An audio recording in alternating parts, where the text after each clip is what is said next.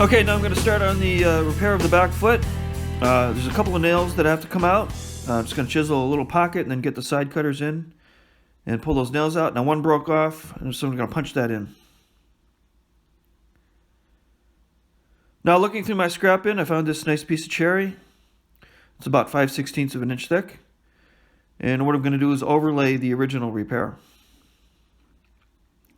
It's going to overlap the original repair, so I have to route out an area for it to fit into.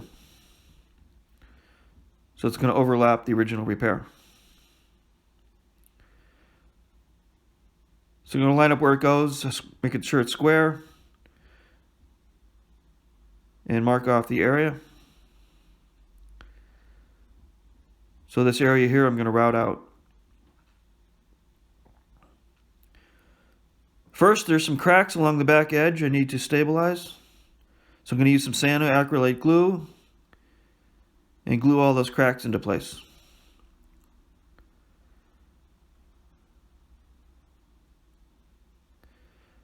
Just holding it with a clamp and my finger, and use the accelerator, and it sets up instantly. And there's a few finer little cracks. I'm just going to fill those in, make sure they're stable. Otherwise they'll blow out with the router. Now I just use the cabinet scraper and scrape off the excess glue. Now there's a little gap between the old patch and the side. I'm just going to fill that in with some glue. Okay, now I've got my straight edge set up. I'm going to start routing out the patch. And going down about 3/16 of an inch.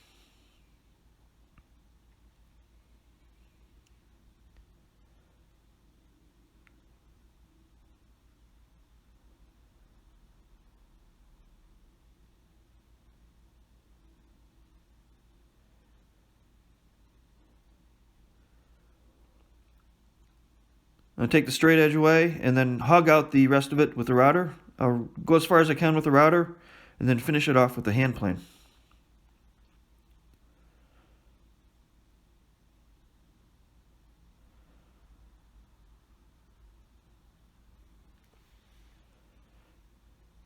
I'm going to square up the corner.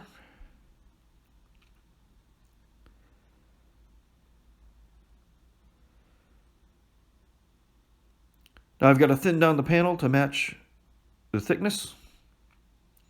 So I'm going to run it through the drum sander a few times, and I'll get it down to the correct thickness. And test fit it a few times until it gets to the right thickness. Now there's a couple little spots where it's sticking up. I'm going to shave down the patch, shave down the routed area so it fits flush in those areas.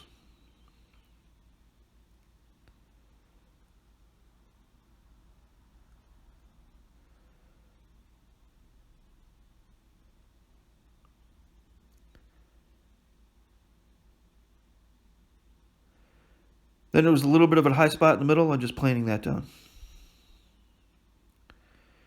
Now I'm going to trace out the shape. Just go to the bandsaw and cut that out.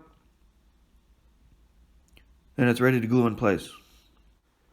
Now it's ready to glue in place. I'm using yellow glue here since this is a permanent structural repair. I would not want this coming apart.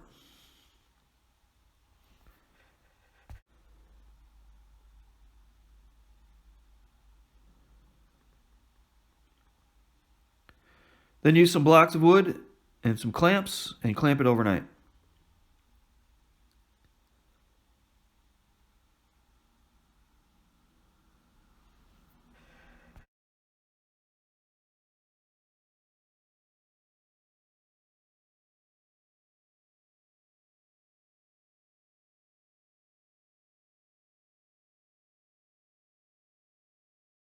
Now, as I mentioned earlier, there's some cracks around the bottom area here. I need to stabilize those as well, so I'm going to use some thin cyanoacrylate glue and glue those cracks.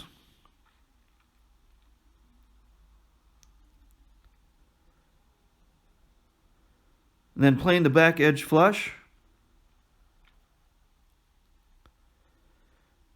Then use some files to file the patch down flush with the foot. First a couple of rasps, and then a bastard file to clean it up.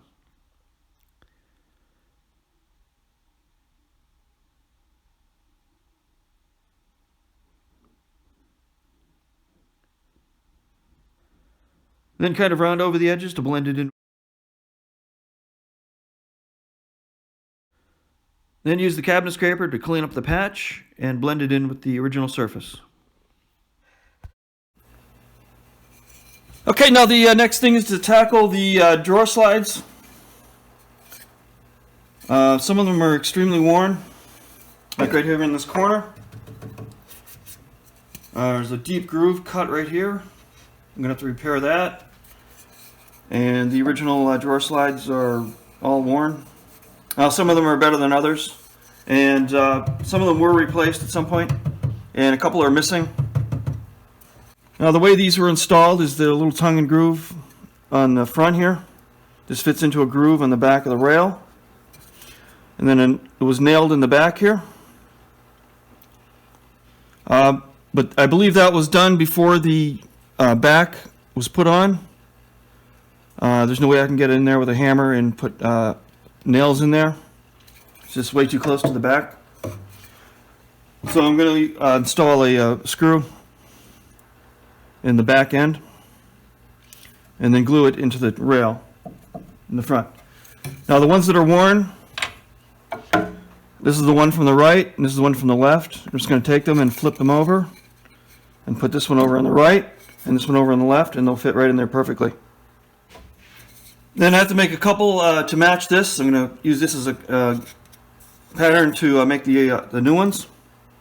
I'm going to replace this one. This one was poorly installed. Now some of the other rails aren't cut quite as deep. I think I'm just going to leave these alone.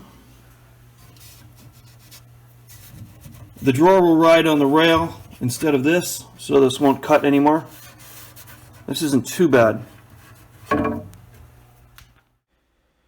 Okay, first taking a framing square and marking a square line.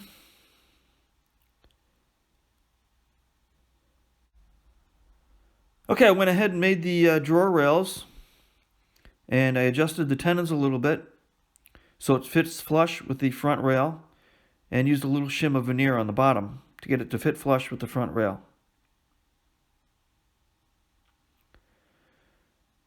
Now I'm going to test fit it, then pre-drill a hole.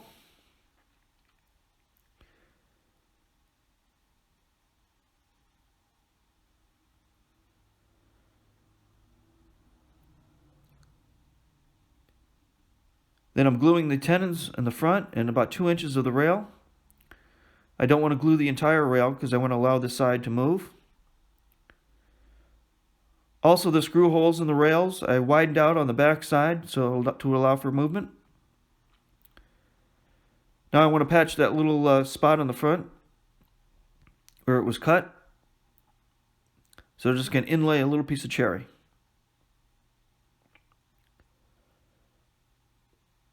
And this is the only rail I'm going to repair. The other ones I'm going to leave alone.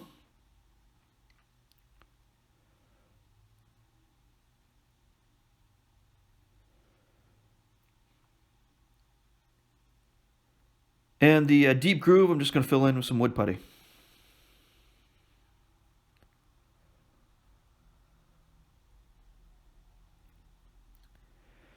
Now I'm going to start fitting the drawers. When I put the drawer sides together, I left them a little bit wide.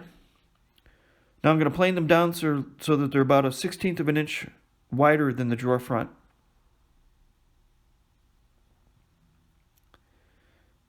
And then go over to the case and test fit it.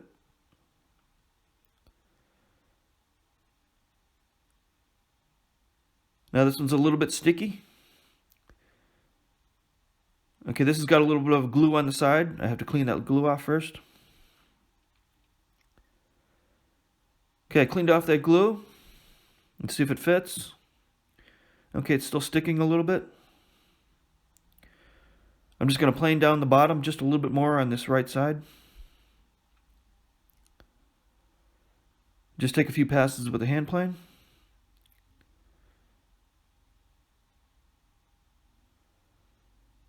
Also beveling the back edge so it doesn't catch. and it fits perfectly. Okay, I've got the bottoms of the drawers fitted. I've got this little patch cleaned up. And I got the drawers fitted in. I got the bottoms planed so that they're fitting nicely. But ran into a little bit of a problem here. The drawers are sticking out about 3/8 of an inch. They're bumping into the original drawer stops that are inside here. This is an example of how much the sides of a chest of drawers can shrink. This is a solid cherry board. So over the course of a couple hundred years, that side has shrunk about 3/8 of an inch. And of course, this has been sitting in a barn for decades, so this side has shrunk quite a bit. So now I've got to take all the drawers out, go in and reposition all of the drawer stops so the drawers can sit flush.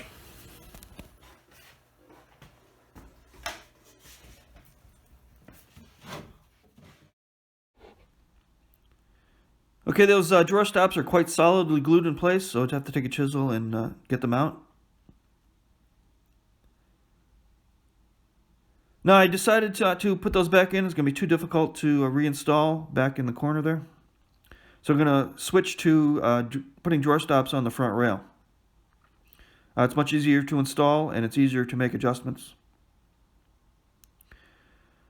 Okay, what I do is take a gauge, measure the width of the front. Now each drawer front is different, so I got to set it for each drawer front. Then mark a line. Then put a little glue on the drawer stop and pin it into place.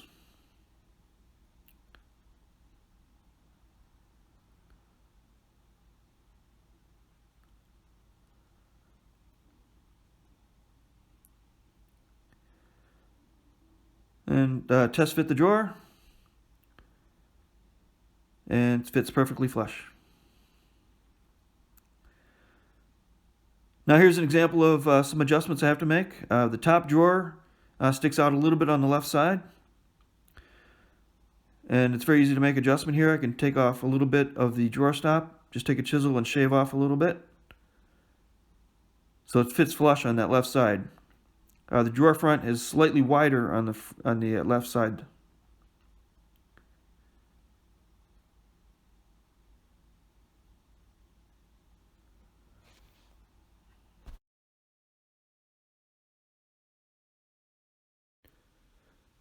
Alright, now I'm going to start getting the old finish off. It is the original shellac finish, but unfortunately it just can't be saved. It's beyond repair. Just some lacquer thinner in this case. And just scrub it down a few times, and it just softens it right up and takes it right off. And I've got areas masked off where I don't want drips to get. There's some beautiful cherry underneath that.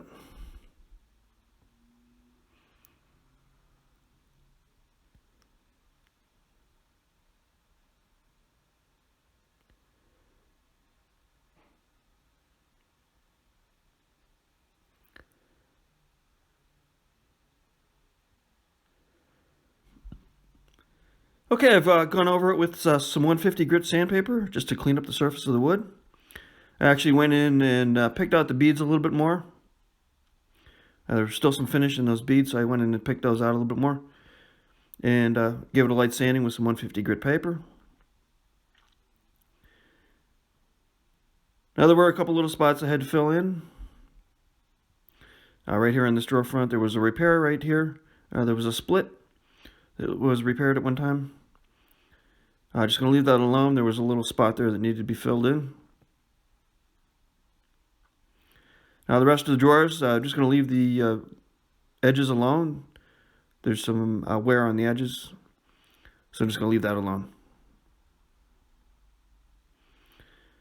Now I'm getting ready to color in that patch on the side. First going to mask off the area. And start with a little red mahogany to give it some more orange color. And then start with the pigments. And start darkening it up just a little bit to match the rest of the side. Now I'm onto the second coat.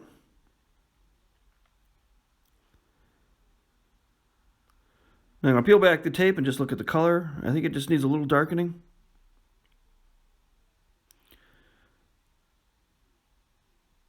As you can see in the middle here, there's a little bit darker in the middle here, so I'm going to try to blend it into that. Now a little bit of Van Dyke brown, and I think I'll darken it up to match that.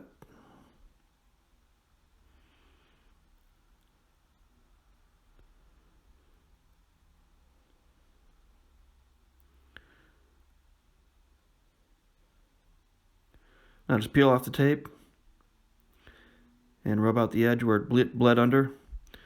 Now I'm going to hit it with a couple more coats of shellac.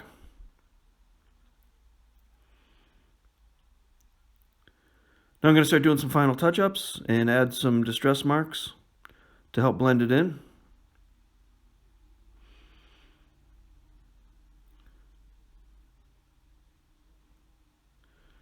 Along the back edge I want to darken that up, so blend it in with the rest of the edge.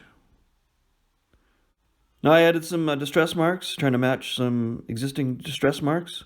And there's some dark lines. I drew them across that joint to kind of hide that joint. And then a few final coats of shellac.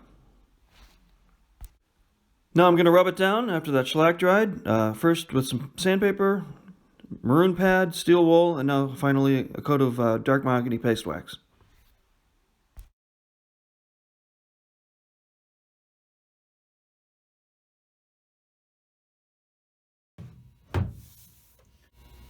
Wow, this doesn't look like it was sitting in a barn any longer, does it? It's I kind of figured some nice cherry color underneath that finish. The old finish could not be saved. It was just all alligatored and just blackened from years of sitting in a barn. So I knew there'd be some really nice cherry underneath. And did a shellac finish, which is what the original finish was. And if you recall, I did some repair on the feet. The back foot, did an overlay of the original repair, kind of left the original repair in place. 3 of the drawers I did take apart and redid the drawer sides and put the drawers back together. Top drawer, I just did some little strips on the bottoms of the drawers, just some minor wear on the top drawer. And then of course all the drawer rails inside, I had to do the drawer stops. I kind of left all the original wear in place. That's usually what I do. I don't remove any of the distress or wear. There was just a couple little minor spots on here. I did some minor repairs. There's one little spot right here that was kind of right in your face on this reading. I did a little repair there. And of course that rail where it was cut, the drawer rail had cut a deep groove. I did a little patch on that. But as far as that, there's no major repairs on the case. It's got all the nice original distress. Now as far as the handles, the owner is going to do the handles. As I said, he's an old-time antique dealer in the area and he has all kinds of hardware for it. So he's going to put the hardware on it. That's why there's no hardware on it right now. So that's it for this one. This ended up being a 2-part video. There was a lot of detail I went into.